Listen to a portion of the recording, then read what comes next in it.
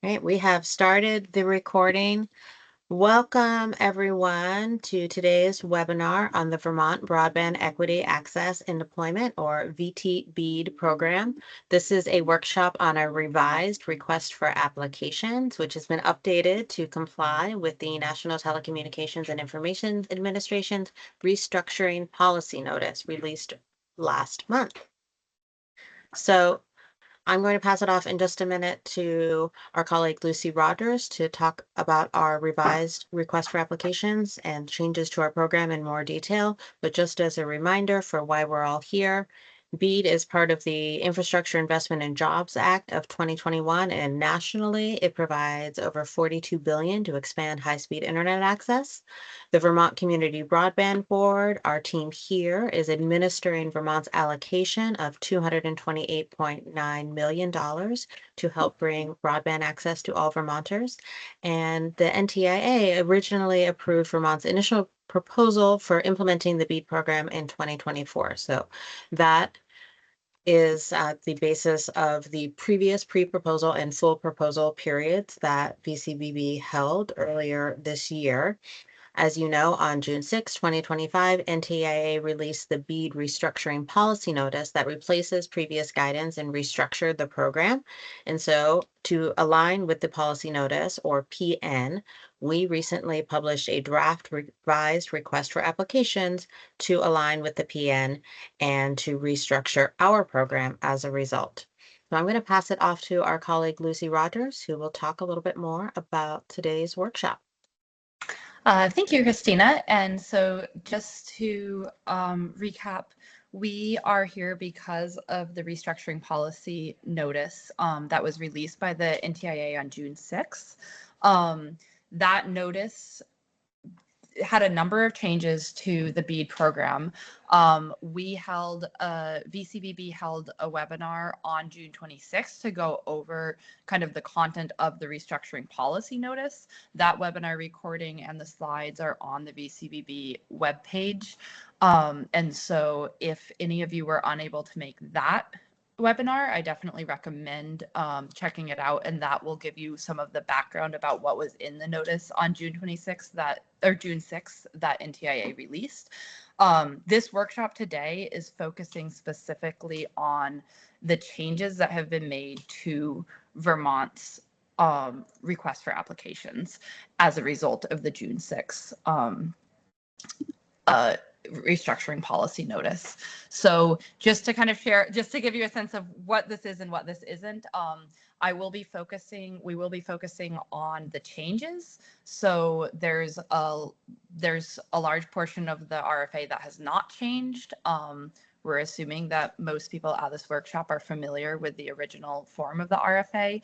And throughout the slides, I'll try to use yellow highlight to really emphasize the places where I'm talking about a change in response to the June 6th RFA, as opposed to just speaking about the background program that has remained the same. So just to kind of preview, we'll be talking about the new benefit of the bargain round, which we're required to run through the June 6th policy notice. We are referring to that as the Bob round, the benefit of the bargain, or Bob round. So you'll hear me speak about the Bob round throughout this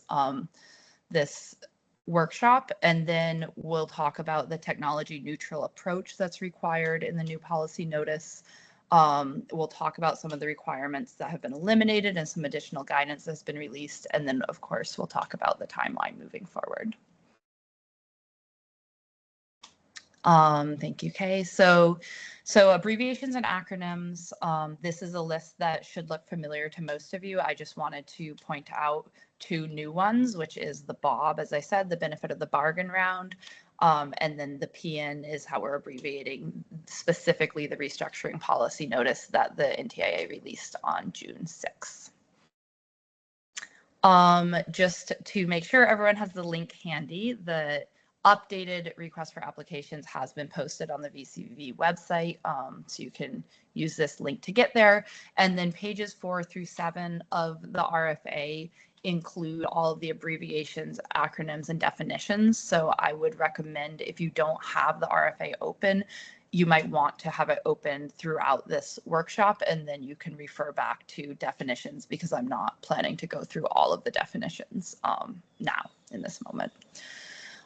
Okay, so applying to VT-BEAD, what's changed, what hasn't changed? Who can apply? That has not changed. It is still open to cooperatives, nonprofits, public-private partnerships, private companies, utilities, local governments, or consortia. The overall mission to connect all underserved and as many underserved locations as possible throughout Vermont, VCBB's overall mission in terms of BEAD has remained the same. The how has changed. So the how is, if you would like to be considered for VT-BEAD funding, you must submit a BOB proposal. The proposal window will be open July 15th through 25th. And this proposal is required to be considered for BEAD funding, even if you have previously submitted proposals to VT-BEAD, including the full proposal that was most recently open. So we'll talk about that a bit in the coming slides. Okay, overview of this benefit of the bargain round that will be opening on July 15th. As I said, technology neutral process. I will go into more detail on how that works in actuality. We will be using the final project areas that have already been set, so there's no change in terms of the boundaries of the final project areas. There are changes to the gating and scoring criteria. Gating criteria in order to be considered, scoring criteria in order to be evaluated against other proposals for the same final project area. We will talk about that. And then, as I said, participation is required for any prospective VT-BEAD subrecipients, regardless of any prior participation that you may or may not have had in VT-BEAD selection processes. Okay, so the technology neutral approach. The main thing to know here is that the policy notice changed the definition of priority broadband project. So priority broadband project is no longer defined by technology, it's defined by capabilities. So as defined directly in the statute, in the Infrastructure Investment and Jobs Act, the policy notice takes that exact same definition, which is speeds of at least 100 over 20, latency of less than 100 milliseconds, and then criteria 3 and 4 are the ones that take a little more work to understand, which is easily scales speeds over time to meet evolving connectivity needs of households and businesses, and supports the development of 5G, successor wireless technologies, and other advanced services. So that is the statutory definition of a priority broadband project. And then the policy notice also notes that any priority broadband project, even if it meets these 4 criteria, will be rejected if the cost is excessive. Excessive is the word used in the policy notice. It is not defined. It is, VCBB will be making that determination, and then the NTIA will have the final say on that. So in the application, prospective subrecipients will be required to submit evidence to demonstrate their technical capabilities of their project. This evidence will be what determines if the project meets these 4 criteria of being a priority broadband project or not. And I'll get into this a little more later, but there will be evidence submission templates for all prospective subrecipients to fill out, and it will be by technology type. So there'll be a different set of evidence that you'll need to submit for different technology types in order to give the specs of the project in enough detail that VCBB and our consulting team and engineer team can evaluate it as to whether it meets this priority broadband project definition or not. Final project areas. So as I mentioned, final project areas have not changed. These are the final project areas that were set with input from prospective subrecipients after the pre-proposal round that we ran earlier this year. And so these can also be found, I'll mention that in a minute. And as before, you must apply separately for each final project area. If you're applying for multiple final project areas, you must submit a separate application for each of them. And And with no change from previously, you may include necessary middle mile infrastructure. The change on the middle mile infrastructure is that the new policy notice got rid of the requirement for middle mile infrastructure to be open access. So you still have to prove that the middle mile infrastructure is necessary for the BEAD project that you're building. It no longer has to be open access once it's included in BEAD. So to find the final project areas, that is the same site that it has been all along, the ArcGIS hub site. The link is here. It's also linked from the main VCBB BEAD page. And then there has been a change that I will talk about in terms of project versus final project area. So always the project has been the set of locations within the final project area that to which the subrecipient commits to providing broadband service. So the final project area is kind of the geographical area on a map. And then within that area, there are unserved, underserved, and served broadband serviceable locations. So previously, the project was every unserved and underserved location and a set of served locations. And that part has remained the same with a caveat that I'll explain on the next slide. But so still unserved and underserved locations are eligible for BEAD funding as before. And as before, you may include a set of served locations if you would like to, that are inside the final project area and that are up to 20% of the total number of locations in the project.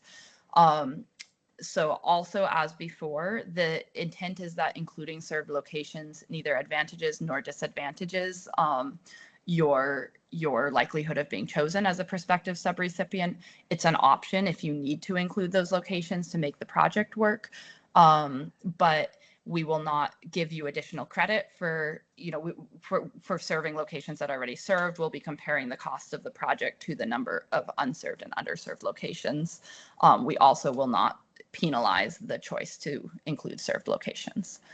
And then on the next slide, we'll talk about some of the changes. Okay, so the change to what constitutes that project, that set of locations within a final project area that the subrecipient is applying for.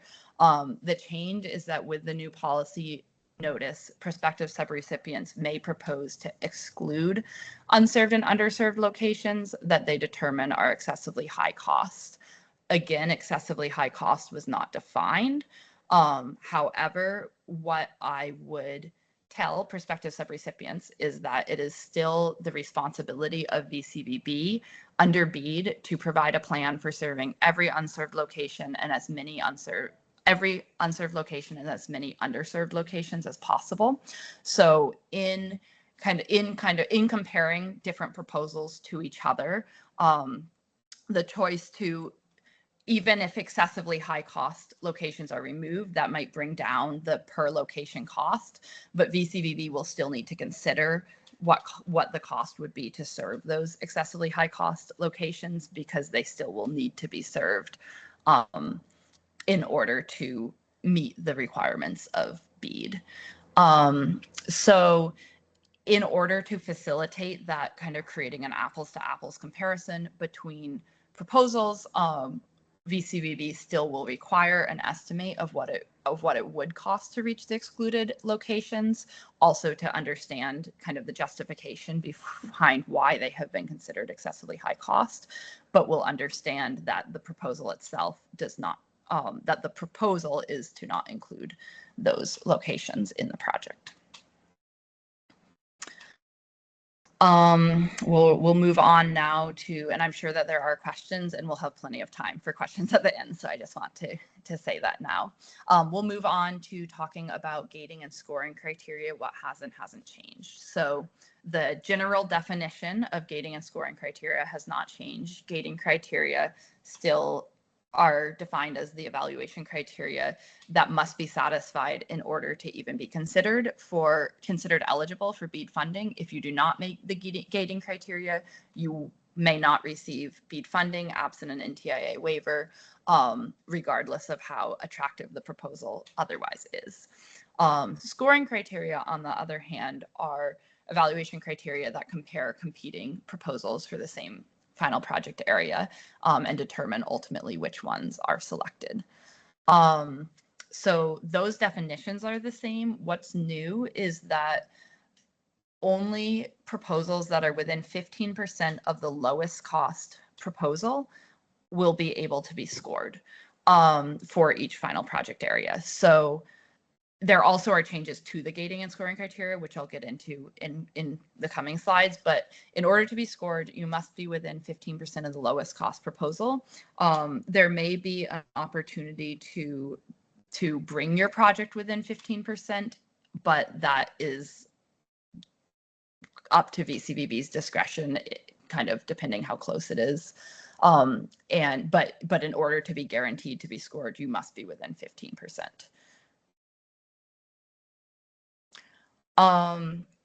So gating criteria.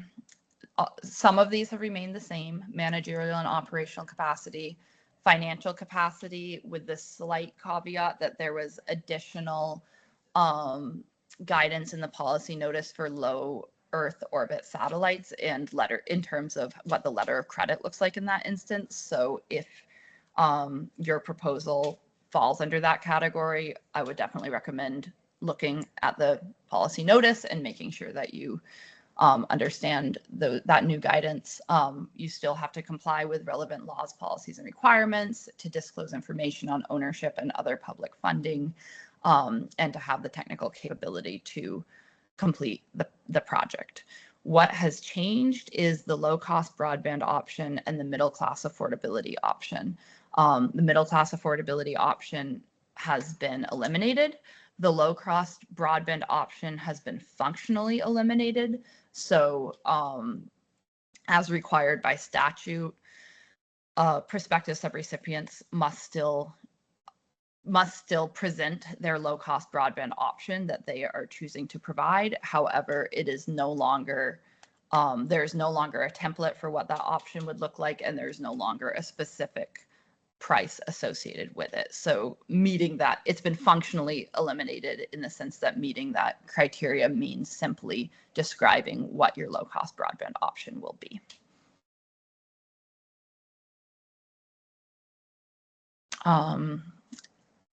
A little bit more about the letter of credit requirement. As I said, there's new rules for low Earth orbit providers. For everyone else, the letter of credit still remains. There's two pathways you can acquire a letter of credit. There's a model in the RFA, as before, or you can rely on a performance bond. So I've been trying to kind of highlight the changes, and that remains the same as before. Moving into matching funds. As before, BEAD still requires 25% minimum match. Match can be cash or in kind. The information we've been given is still NTIA expects to grant waivers only in special circumstances. And I just wanted to flag for everyone that version 9 of the BEAD frequently asked questions put out by NTIA does include, they have a number of questions and answers that have to do with the specifics of match, what makes match in kind, or what can qualify as in-kind match, how and when can funds from other federal programs be used. So I definitely recommend making sure that you look through those frequently asked questions if you haven't already, prior to completing the match section of the application. Scoring criteria. So scoring criteria have changed quite significantly. Minimal BEAD program outlay continues to be a large portion of scoring, unlike previously where it was its own scoring criteria. It now is that is kind of the criteria that determines if you access the scoring. So like I said, you must be within 15% of the lowest cost proposal for that final project area in order to be scored. Affordability, fair labor standards, community input and engagement, and local coordination scoring criteria are no longer in effect as of the policy notice. And speed to deployment and speed of network and other technical capabilities are still included as options for states to choose from how they score. I'll get into that a bit more on the next slide. Okay, so this slide, I know it's small and it will be posted on the VCBB website so that everyone can zoom in and look at it more closely. But this is the draft VCBB scoring rubric for the Bob round. So in the policy notice, there were 3 criteria that VCBB was able to use, or that states were able to use after that original criteria of the minimal bead outlay. That is speed of network and other technical capabilities, which is kind of written as one in the policy notice. Then states may choose to assign points to preliminary or provisional subgrantees that were selected from previous rounds. And then the third one, which VCBB is choosing not to include, is speed to deployment of the network. So the states had the choice to include any combination of those 3 criteria. So for speed of network and other technical capabilities, which VCBB has broken out into 2 scoring criteria, speed of network will be scored based on download and upload speed.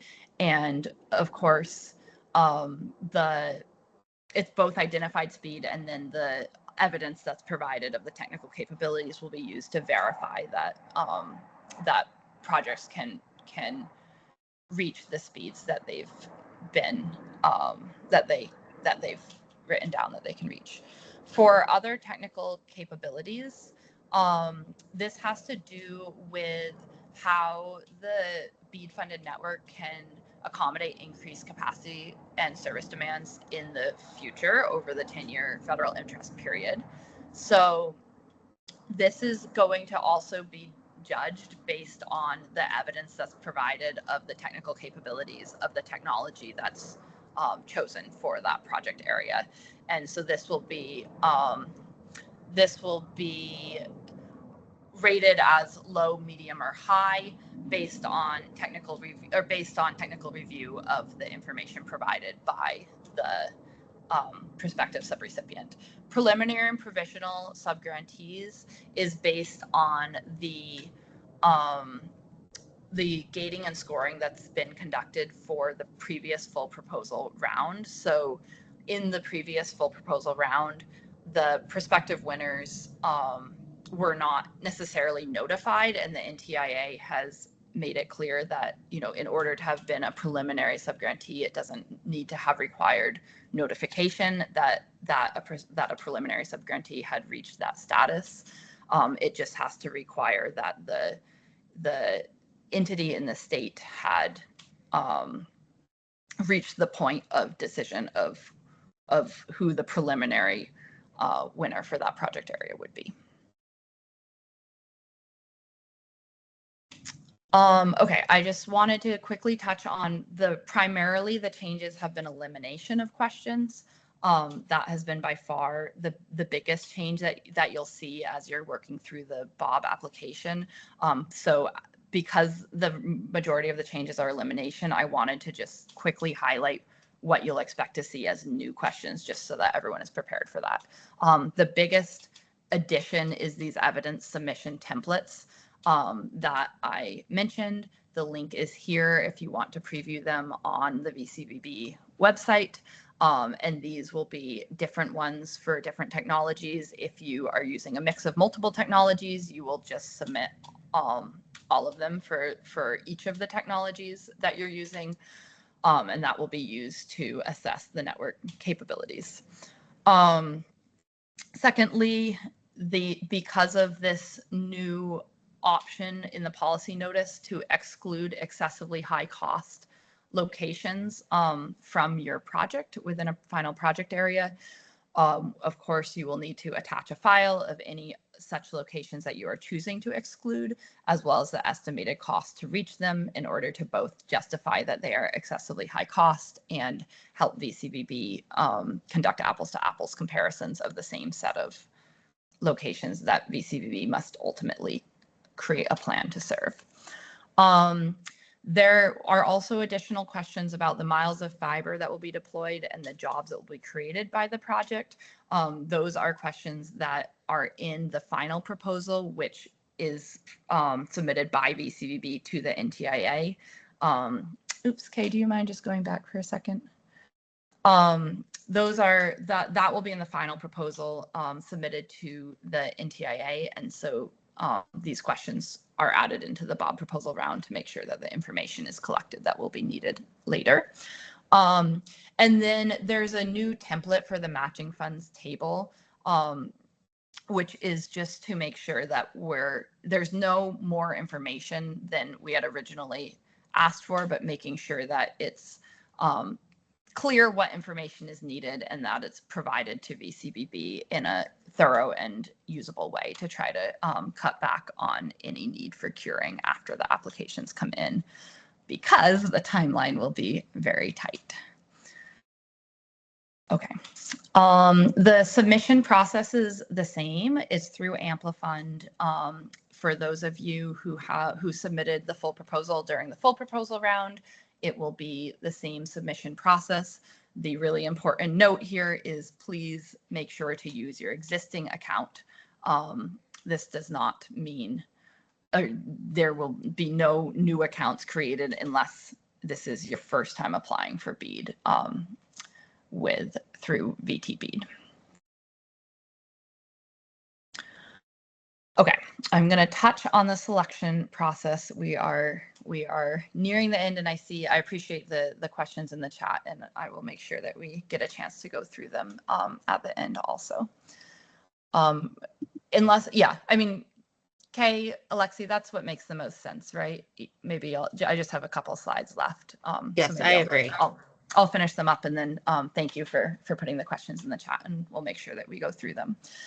Okay, so a note on the selection round process. As before, we will check the gating criteria.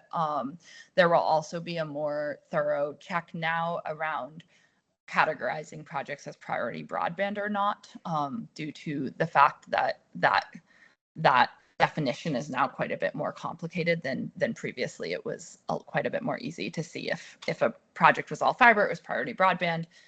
In the technology neutral approach, that will be also kind of that initial check would be to ensure that we're appropriately categorizing projects as priority broadband or other last mile. So then the next step would be to score the priority broadband projects that are within 15% of the lowest cost proposal for each final project area. So that is, like I said before, using the updated scoring rubric. That draft rubric will be on the VCBB website. And then if there's not a priority broadband project that fits within the available funding and within this kind of subjective definition of not excessive cost, then that's when the non-priority projects would be considered. And then in either case, then there, like as before, is a negotiation period with prospective subrecipients. And as before, VCBB board is going to review and confirm that the process used by the review team is consistent with the process that was intended to be used and the requirements of the NTIA. And then the VCBB will submit its final proposal to NTIA for review and approval. And yeah, this is just a little more on project cost. I know I've referenced this a number of times throughout the presentation, but as per the policy notice, NTIA then after the final proposal has been submitted to NTIA, NTIA then reserves the right to reject selected projects that, quote, impose unreasonable costs. Again, fairly subjective.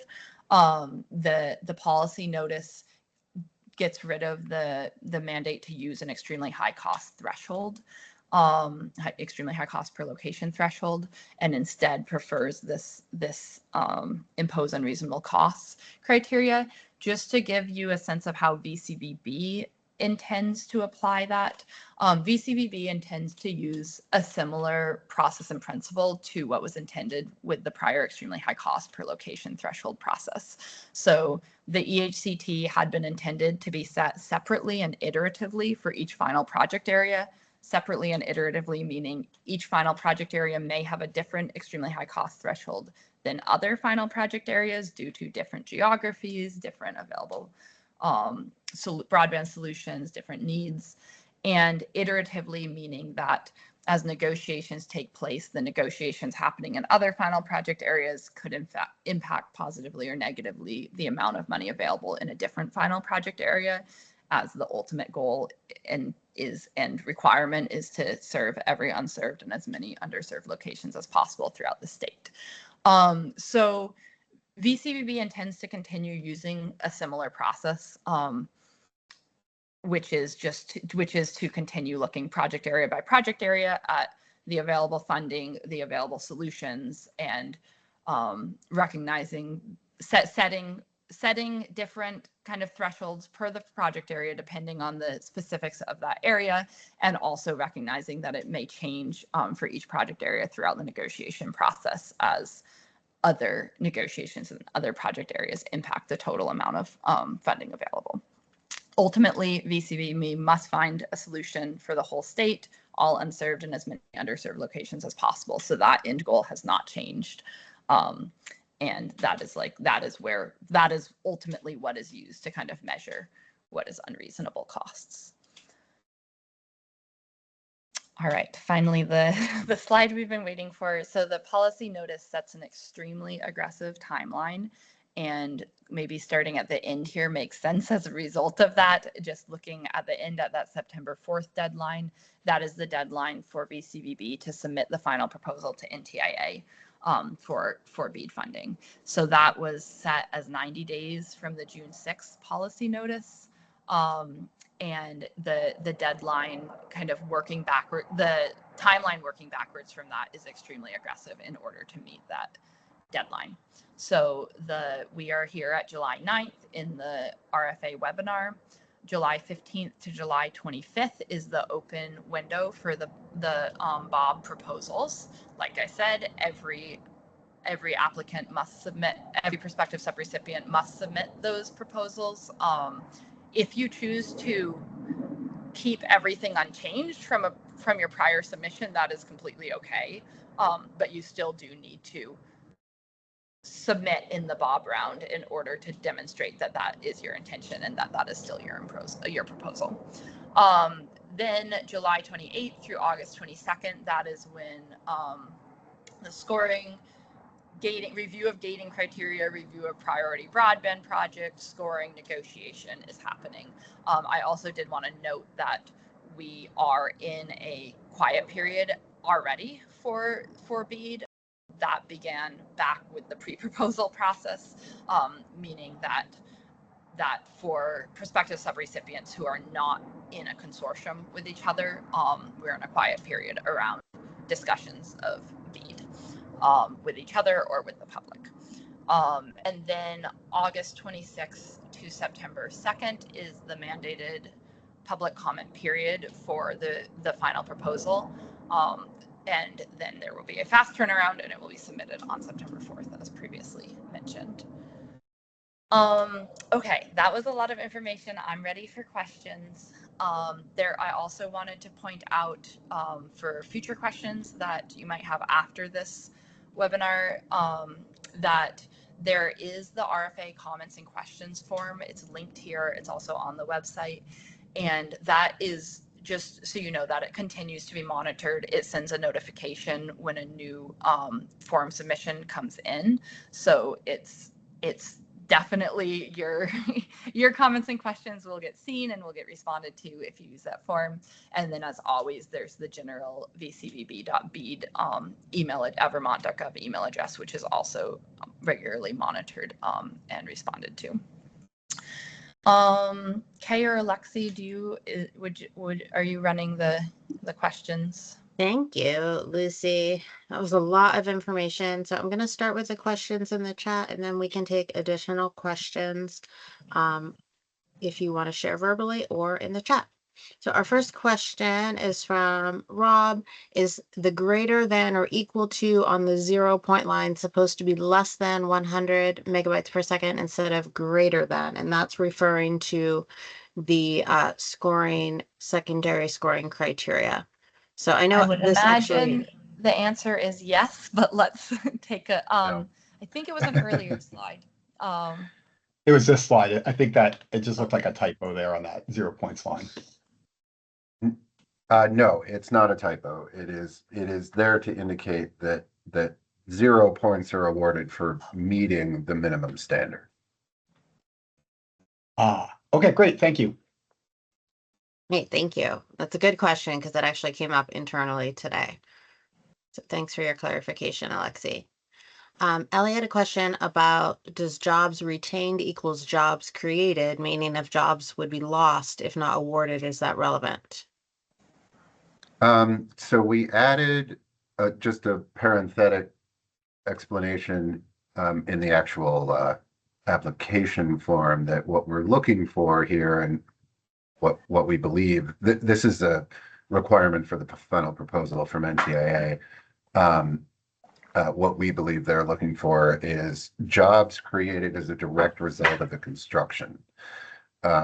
So to that end, it does not contemplate the counterfactual, but there is a space at the end of the form of the application to enter any other information you might want to provide to us. So I suppose you could indicate that there.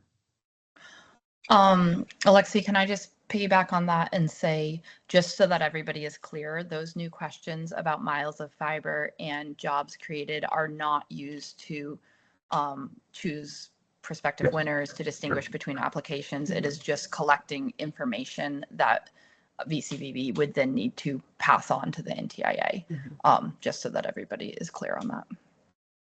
Yeah, that's an important point of clarification. Thank you. We have a question from Catherine. Are there any changes to how subrecipients will be reimbursed for costs? So I can take this one. And no, not as a result of the policy notice. We still intend to award fixed amount subawards. So subrecipients will be reimbursed for the achievement of milestones that will be outlined in each grant agreement and developed with both VCBB and the subrecipients based on their projects. Where can templates be found? It's a great question. Yep. So we have started populating these under the subrecipient selection page. I just put the link in the chat. Right now, we have the evidence submission templates up. The other ones we're still finalizing, and we'll be getting those up as quickly as we can. And I will, send out an email when both that and the finalized RFA are complete.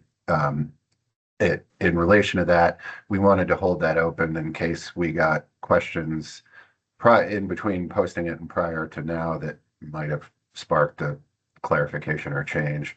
I haven't seen any yet, so we'll flag any changes that do result, but just to let you know that will also be coming shortly. Thank you.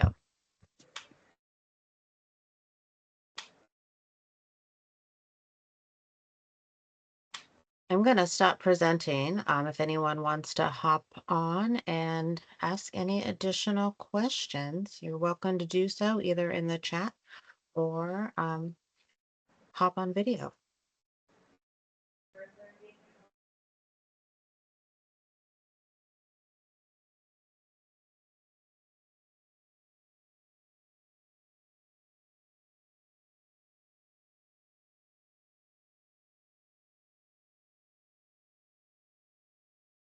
Well, hearing no additional questions, and I do want to give people a moment, but if we don't hear any additional questions in the next minute or so, we will end this webinar, and you can expect it on our website as well within a few days.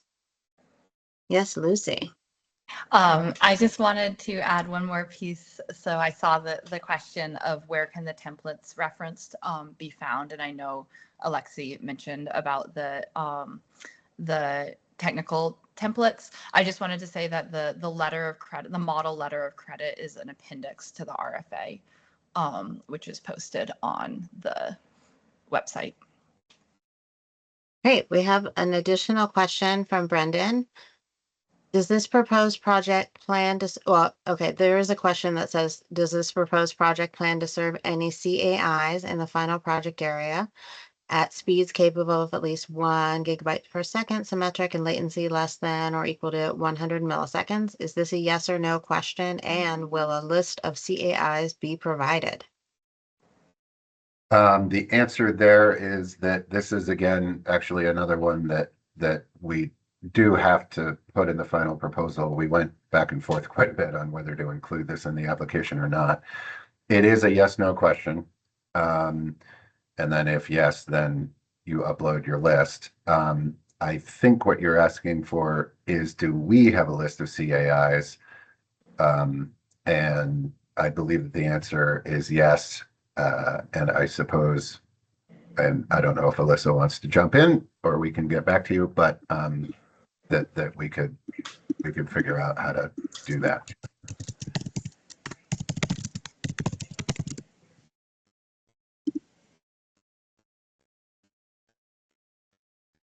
Thank you.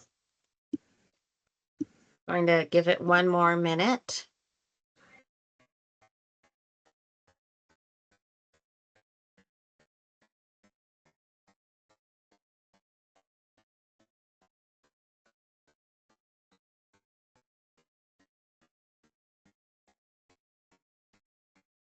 Okay, hearing no additional questions, we will end this webinar. Thank you. Oh yeah, go ahead.